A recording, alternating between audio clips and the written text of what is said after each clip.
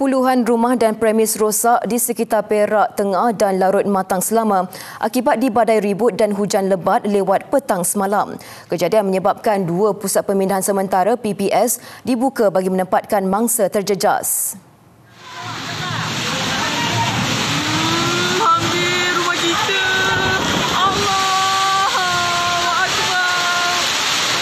Penduduk berdepan detik cemas apabila angin kencang dan hujan lebat membadai beberapa kawasan antara 4.30 petang hingga 6.30 petang.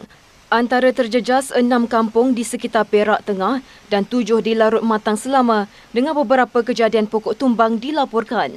Bumbung beberapa bangunan termasuk Sekolah Menengah Sultan Abdul Jalil Shah rosak diterbangkan angin. Menurut Sekretariat Jawatankuasa Pengurusan Bencana Negeri Perak, lokasi terjejas termasuk di Kampung Seberang Perak, Pasir Jenderis, Kampung Gajah dan Kampung Pasir Salak. Sementara di larut matang selama membabitkan Jalan Pengkalan Cemerlang, Taman Medan Pengkalan, Taman Damai dan Pengkalan Air. PPS dibuka di Sekolah Kebangsaan Sungai Jejawi di Teluk Intan dan PPS Taman Kaya bagi menempatkan penduduk yang kehilangan tempat tinggal. Tiada kemalangan jiwa atau kecederaan dilaporkan setakat ini. Dalam pada itu, anggota Angkatan Pertahanan Awam digerakkan ke kawasan terbabit bagi kerja pembersihan pokok tumbang selain memberi bantuan kepada penduduk.